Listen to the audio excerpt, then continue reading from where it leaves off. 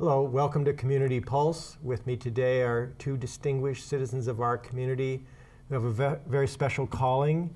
You're here to talk to us about Survivor Day, and not for the first time. Yep. Jess Hegstrom and V. Yang. You have titles and they'll show up on the screen. Lovely. So let's get right to it. Survivor of Suicide Loss is the more lengthier program title. Yep. Jess, let's start with you. Tell us a little bit about the history of this event, and then we can talk about what to expect in the very near future. Okay, sounds good. So the event for Helena, because it's actually the International Survivors of Suicide Loss Day, so this event is actually held all over the world. Simultaneously? Well, same-ish area? Yeah, for anyone who's lost someone to suicide. So this is actually the third annual one for Helena, and it's organized by a number of partners, including the East Helena Suicide Prevention and Awareness Coalition, the local Advisory Council on Behavioral Health, Lewis and Clark Public Health, since I'm their employee. So there's that. There's the Lewis and Clark Suicide Prevention Coalition, Western Montana Mental Health Center, any that I'm missing, AFSP, the American Foundation for Suicide Prevention, which it's really their event, and we just organize it each year locally, which is pretty much par for the course for AFSP, since they have 50 plus chapters around the U.S. Yeah. So and this is coming right up this Saturday. In time. It's Saturday the 23rd of November. It's at the Capitol. Yep. In the Rotunda. And it goes from like 4 to 6 or 7. 7 p.m., yeah. Yeah, 4 to 7. The public is invited. You don't have to be a suicide loss person to go, but that's where most people will be in that situation. Yeah, they're certainly our target population, but if you are there to support someone who is a lost survivor, you're certainly welcome. You're also, if you're in behavioral health and you want to learn a little bit more about the event. Plus, we'll also have a ton of people there that are representing different resources. So we have about 14 resource tables that will be set up as part of the event, which actually kicks off with a resource fair. So we have a variety of organizations, I believe Shodair Children's Hospital, Western Montana Mental Health Center, of course, Center for Mental Health, just a variety. I wish I could remember all of them, but I don't have the list in front of me. But so there'll be a lot of resources, there'll be a lot of resource people, and again, really anyone is welcome to come. But the goal is for those who've lost someone to suicide to have a chance to connect with others, feel like they're not alone, learn about healthy grieving and healthy coping mechanisms to help get them through this phase of grief, because suicide grief is different from other types of grief. There's a lot at play there. There's, of course, there's natural sense of grief, but there's also anger a lot of times, shame that maybe you didn't catch the person before they died by suicide, even though it is definitely no one's fault. There's the shame that other people will judge you, because there's still a lot of stigma around mental health and suicide, and we want people to know that it's okay that they feel that way, that that's normal that they feel that way, but it's not their fault. There are others, especially in Montana, that have gone through this experience, and that they have every right to move on to a healthy life, after this loss. A lot of people feel shame that, they want to go on and be happy, but they should be. Just because you lost someone to suicide doesn't mean that that's it for you. It also doesn't mean that, you have to live in this state of guilt and sadness. A lot of people with, proper with therapy or the opportunity to talk to other people about it end up going on to live what we call the new normal, and that is life's never going to be exactly how it was, because that person's no longer in the picture.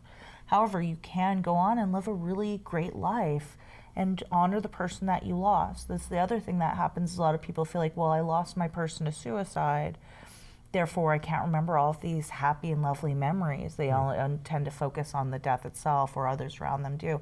But that doesn't erase all of those wonderful memories that we've had of that person, how they made us feel, how we felt with them, all of those things. So we also want people to know that they don't have to feel ashamed because they love the person. You know, their ending is not their life, and regardless, you know. Yeah. So it's an opportunity to honor our loved ones, to take better care of ourselves, and to come together.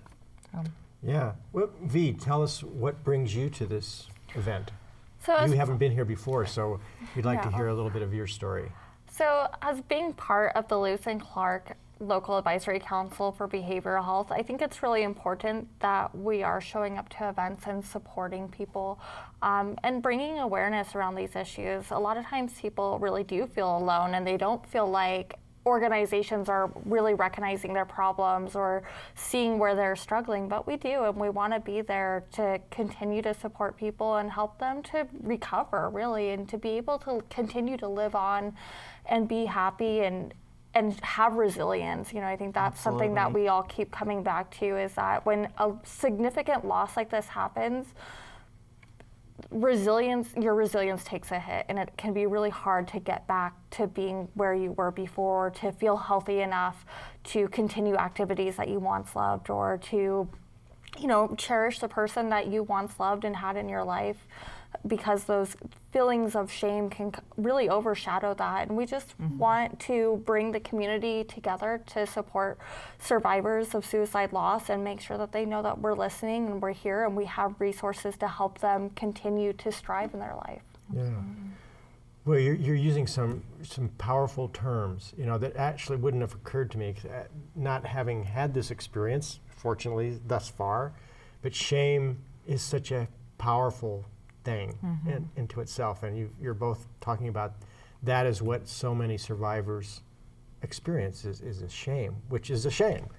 Do you have to coax people to come and join in this, or are most people who's in this condition, they've suffered the loss of a loved one through suicide, do you need to convince them that it's going to be a good thing for them to mix it up with other people, share their experiences, or are most of them ready, willing, and eager to join in such a kind of a collective event or experience? I personally feel, because every person is so individual to themselves and their feelings about things, I do think some people go out and reach out for community and look for others because they're like, I don't want to experience this alone. I need the help of my community. I want the help of my community. I want to go to events and find my people, find my tribe, so people might say, in order to feel connected and to help myself grieve this process. I think other people sometimes do need more coaxing because it's hard for them. It's hard sometimes for people to talk about how much something hurts.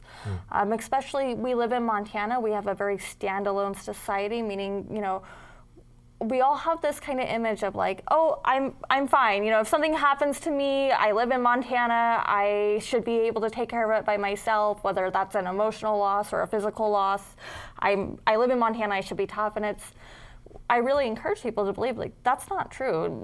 Being tough has nothing to do with if you do something alone or with others. You know, I think being vulnerable and sharing your story and being courageous enough to grieve and do it in a healthy way, that's tough to me. That's true strength. Yeah. But it also means better healing, for Yeah. sure. And I just kind of reiterate what Vee was saying. I think everyone is going through a different journey. Absolutely, we're all so different from each other, but so much the same in that ultimately we do need people, we do need that opportunity to talk, but sometimes it takes a little while for people to get there. I know when I lost my dad, we did not get any assistance. I didn't even really start talking about this topic until I started getting into the work. So I'm sure there are a lot of people in different stages of grief, and a lot of people who maybe have not come to an event yet and see that we're putting information out there. They see it in the newspaper, they see a news story, they see it on HCTV, and they think eventually, you know, like maybe this is something I'd be interested in doing, or maybe this is going to be the year. So we're just gonna keep doing this, and we're gonna keep advertising and just letting as many people know as possible. And really my goal with the work is if nothing else, if you don't come, at least I want you to be aware that it's happening. And if this isn't the year, there's always next year. And if this isn't the thing, there's also bereavement support groups. There's also a really cool program called Healing Conversations provided by AFSP, where they have people who've gone through this loss, have waited a couple of years, gone through very specialized training, and then they call other, like, new loss survivors to give them an ear and to give them some information on the grieving process and to be there for them, because this is, you know, unless you've gone through it, you don't necessarily know what to say. And that's something that we find a lot of times is people want to help, they want to be loving, but they're afraid. They don't want to say the wrong thing, so sometimes they don't say anything at all. Well, okay, I think you've nailed it. I mean, I'm thinking, what do I know? What would I do? And my first instinctual thought is, I don't know what to say, so I just better walk away. Right. Which is probably not the right thing to do. But very human. Yeah, and I also, you know, heard, I think if it's fair to say, what I heard you say is it's not healthy to fake resilience. I mean, resilience is a powerful thing, just like shame is. It's like the flip side. But it's no good to fake it if you, you know, you might as well make yourself vulnerable and thus be strong. It's a paradoxical thing. Yes. And we have a few minutes left. The time flies when we're talking. But is it fair to ask you a little bit about the trends in Montana vis-a-vis suicide? I mean, we hear often that, you know, the per capita suicide rate is higher in Montana than in most other states. And there's reasons for that, and then there's mysteries about that, no doubt. But can you talk a little bit about causation theories and what's going on? Because I'm figuring it's your third annual event. There will be more, and sadly, the numbers of people that fit into this community is growing. Yeah. So with all that said, and I'm definitely happy to go into the numbers, I want everyone to know that there's certainly hope around this topic, around suicide. You know, through my job at public health, we provide a lot of education for just regular people like us to help each other. So yes, we've lost many people to suicide, and yes, Montana is #1 for suicide rate, but there are things that we can do, and we can work on this together. So I really want to make sure everyone knows that, 1, recovery is possible, 2, there's hope, and 3, there is certainly help. And we want to make sure that the people who are struggling have the people around them helping them and putting their arms around them and getting them to the services that they need. So that being said, so Montana, as I mentioned, is #1 for suicide rate according to 2018 numbers.